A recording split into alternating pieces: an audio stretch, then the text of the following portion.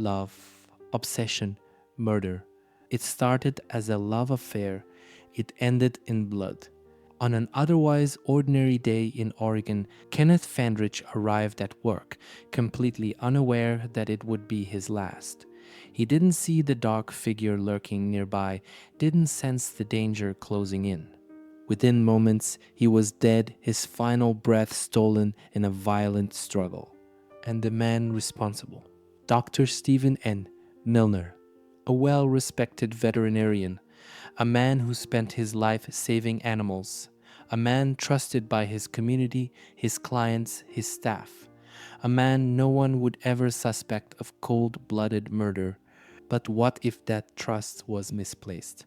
Tonight, we uncover the chilling story of a secret affair that spiraled into obsession, an obsession that turned into stalking, relentless pursuit, and a calculated ambush. Milner thought he had planned the perfect crime. But bodies don't lie. And in the end, the truth clawed its way to the surface. Was this a crime of passion or something much darker? Let's unravel the mystery. Stephen Milner had it all. He was a highly respected veterinarian, the kind of man you'd bring your beloved pet to without hesitation.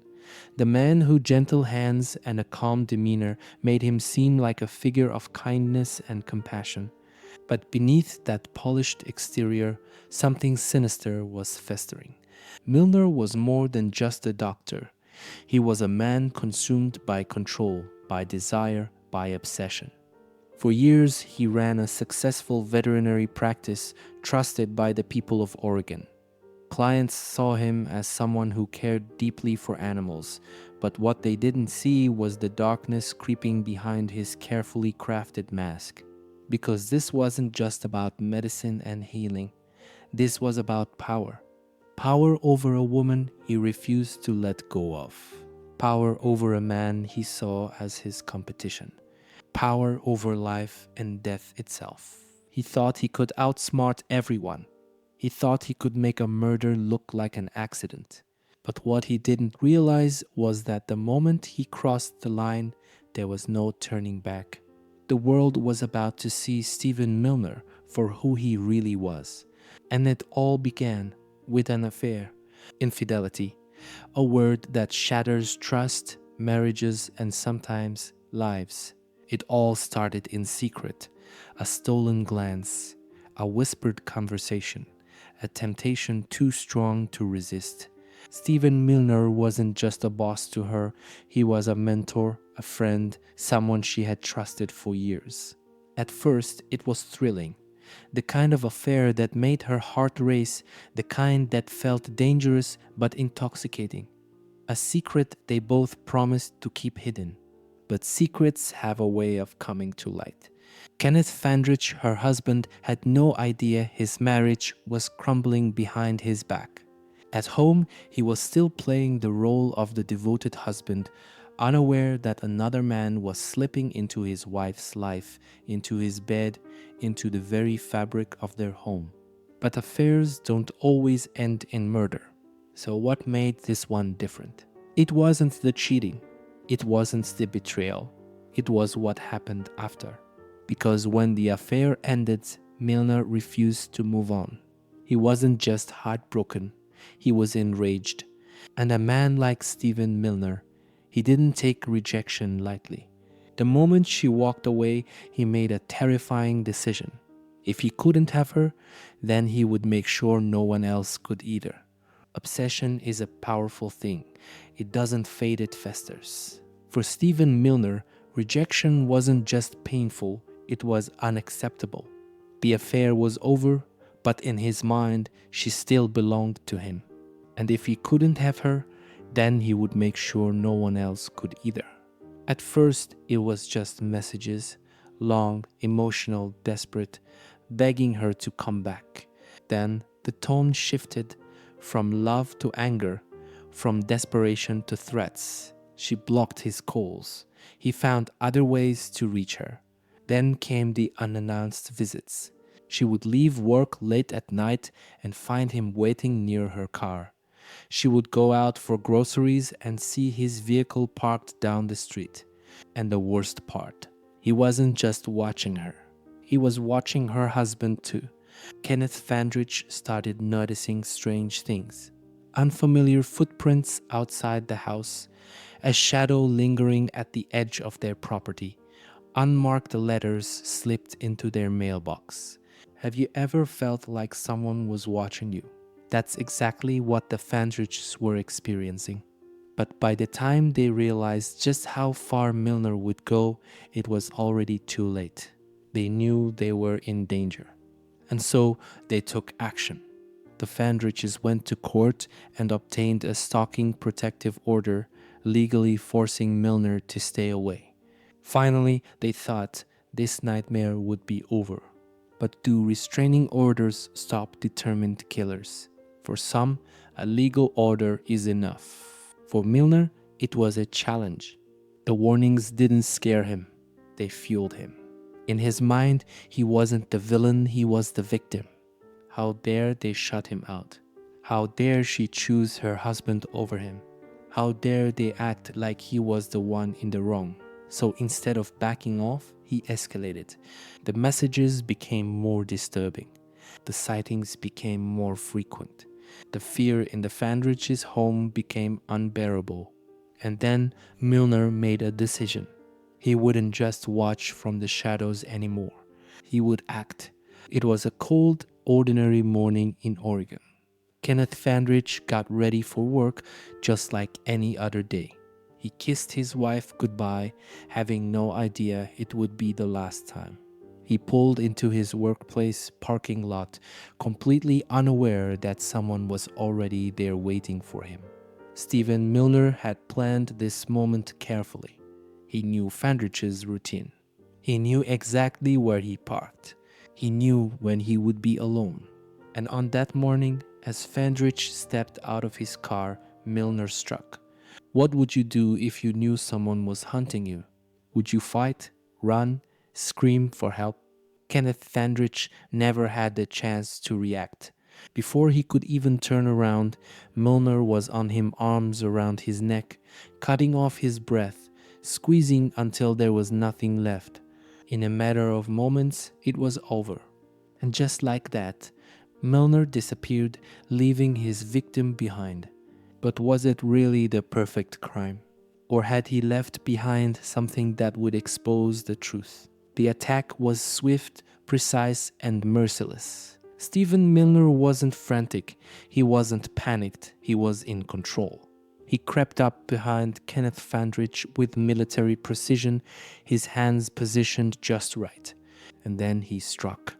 One sudden yank, arms wrapped tightly around Fandrich's neck, cutting off his airflow in seconds. This wasn't a wild, chaotic struggle. Milner knew exactly what he was doing.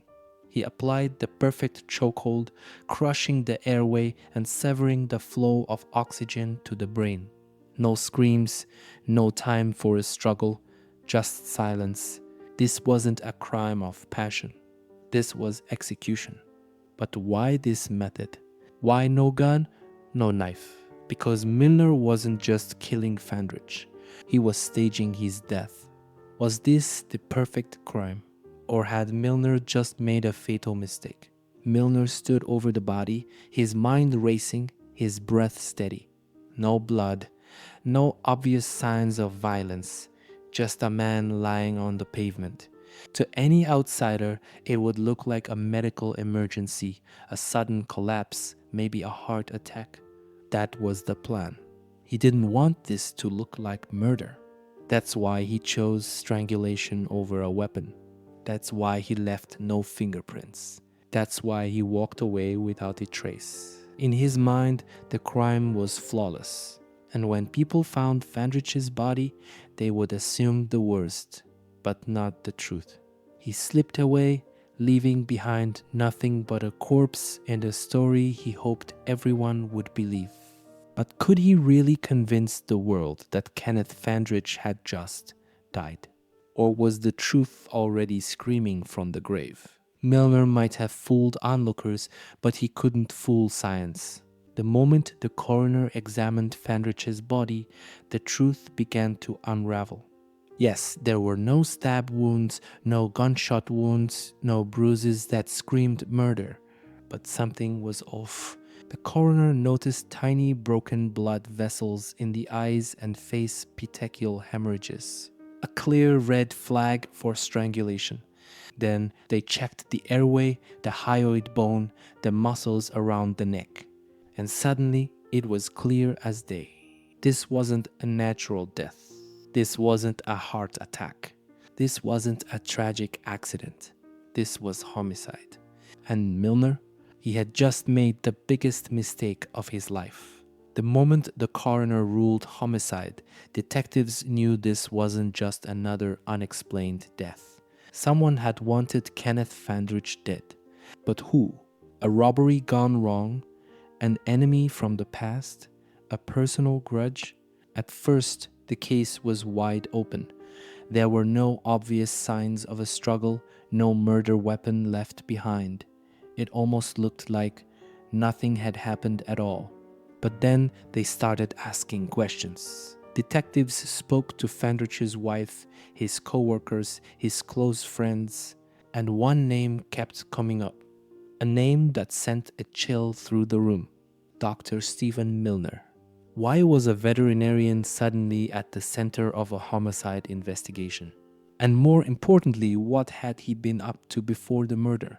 The deeper detectives dug, the more disturbing the story became. This wasn't just a random killing. This was a crime with a history. They uncovered months of stalking complaints filed by Fandrich and his wife. Police reports detailing Milner's obsessive behavior. Restraining orders, warnings, official court documents ordering Milner to stay away. And yet he never stopped. He had followed them, harassed them, made it his mission to disrupt their lives. Kenneth Fandrich had been afraid of this man, and now he was dead. Had Milner been planning this all along? Was this really a crime of impulse? Or had he been waiting for the perfect moment to strike? Detectives had their suspicions, but they needed proof, and that proof was everywhere. Stephen Milner denied everything. He acted shocked when detectives questioned him. He claimed he hadn't seen Fandrich in months, that he had moved on, that he was focusing on his work. But there was a problem. Too many people had seen him lurking. Too many text messages, emails, and voicemails told a different story. And then the security footage. It showed a dark figure waiting near the parking lot that morning. Not clear enough for an immediate arrest. But when detectives traced phone records, they found something that sealed Milner's fate. His phone pinged off a tower near the crime scene, placing him exactly where he swore he wasn't. And suddenly his alibi shattered. Milner had been caught in his own web of lies. Now, detectives weren't just investigating him. They were closing in on their killer. Stephen Milner heard the knock at his door before he even had time to react. Detectives stood outside, calm but firm, ready to take him in. This was it. The moment where his carefully constructed world would collapse. When they placed the cuffs around his wrists, Milner didn't resist. He didn't even flinch. No struggle, no panic, just a strange, eerie calm. Was he in shock? Or did he still believe he could get away with it?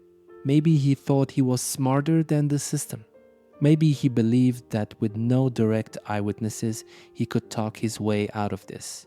After all, he had always been a respected man. Would people really believe that a veterinarian, a man who saved lives, could be a cold-blooded killer? Milner was silent as he was led into the police car. But inside, detectives knew he wasn't just quiet, he was calculating. His mind was already working on a defense. But would it be enough? Because now he wasn't just facing accusations. He was facing a murder trial. Courtrooms have a way of stripping a person bare. No more masks, no more lies. Just evidence, testimony, and the cold, hard truth. As Stephen Milner sat before the jury, his entire life was exposed. The obsession, the stalking, the threats, the violent end, all of it laid out in brutal detail. Prosecutors held nothing back. They walked the jury through every red flag, every police report, every desperate plea for help that Kenneth Fandrich had made before his death. They played recordings of Milner's chilling voicemails, the ones where his anger bled through every word. They showed security footage proving that Milner had been at the scene. And most damning of all, the coroner's report. Kenneth Fandrich hadn't just collapsed. He had been strangled, killed by the hands of a man who knew exactly what he was doing. Milner sat there, expressionless, emotionless. Was he finally realizing that this time he had gone too far? Because the jury, they weren't buying his story. Milner's lawyers did their best. But how do you defend the indefensible? They argued that there was no proof he meant to kill. They suggested that maybe it was just a confrontation that got out of hand, that maybe Milner never intended to hurt Fandrich. But how do you explain? A man ignoring a court order, a man showing up exactly where his victim would be at exactly the right time, a man applying a chokehold, a method designed to cut off oxygen until his victim stopped breathing. That's not a mistake. That's murder. The prosecution tore apart every weak excuse, every attempt to soften the truth. And the jury, they saw right through it. Because when a man plans, waits, and kills, there's only one word for it: guilty. The courtroom fell silent as the jury filed back in. Everyone knew this moment would come, but would justice be served? Stephen Milner sat motionless, his face unreadable. Did he already know his fate? Or was he still clinging to the hope that somehow the jury would believe his lies? The foreperson stood and read the verdict. Guilty of second-degree murder. A heavy silence. Guilty of stalking. Murmurs in the courtroom. Guilty of violating a protective order. And just like that, it was over. Milner had destroyed his own life over an obsession he refused to let go of. His defense team sat in stunned silence. The prosecution, they had done their job. Kenneth Fandrich's family breathed a sigh of relief. But was it really enough? Because while Milner would spend years behind bars, there was one question still hanging in the air. Why wasn't he stopped sooner? The verdict was in. Now, all that was left was the sentence. On February 18th, Stephen Milner will stand before a judge one final time to learn his fate. Will he spend decades behind bars? Or will he somehow walk free sooner than he deserves? For Kenneth Fandrich's family, no sentence could ever be enough. They had already lost a husband, a father, a friend. But the bigger question remains, could this murder have been prevented? Because if the system had taken stalking more seriously, if Milner had been stopped before his obsession turned deadly, would Kenneth Fandrich still be alive today? Let's be honest, this didn't come out of nowhere. The warning signs were flashing for months. The obsessive calls and messages, the stalking complaints, the restraining order, a legal warning that Milner ignored. Kenneth Fandrich did everything right. He went to the police. He reported the threats. He followed the law. But the law wasn't enough to protect him. And that raises a terrifying question: how many other victims are out there right now begging for help only to be ignored? How many stalkers are out there planning their next move just like Milner did? How many more lives have to be lost before the system starts taking stalking as seriously as it should? This case isn't just about one man's obsession. It's about a much bigger problem. Because Stephen Milner isn't unique.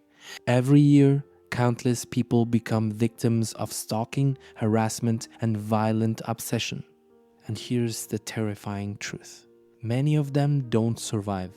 Milner had ignored a restraining order. He had been warned by police. He had been given every chance to stop. And yet he didn't. How many other stalkers are walking free right now, planning their next move? How many victims are begging for protection only to be dismissed? How can we stop another tragedy like this before it happens again? Because the reality is, Kenneth Fandrich saw it coming. He knew he was in danger. His wife knew it. His friends knew it. Even law enforcement knew it. And still, it wasn't enough to save him. So how do we fix this? How do we make sure the next obsessed ex-lover doesn't get the chance to kill? Or worse, how do we know that someone in our own lives isn't hiding a deadly obsession just like Milner's? Tonight, a family mourns the loss of a husband, a father, a friend. Kenneth Fandrich should still be alive. He should be home with his family, not another name on a list of victims. And Stephen Milner. He'll spend years behind bars, not because he was an angry ex, but because he refused to take no for an answer. Because his twisted obsession turned into murder. But what do you think? Should restraining orders be stricter? Should stalking be taken more seriously before it turns deadly? And most chilling of all, how do we know who around us might be hiding an obsession just like Milner's? Let's talk about it in the comments.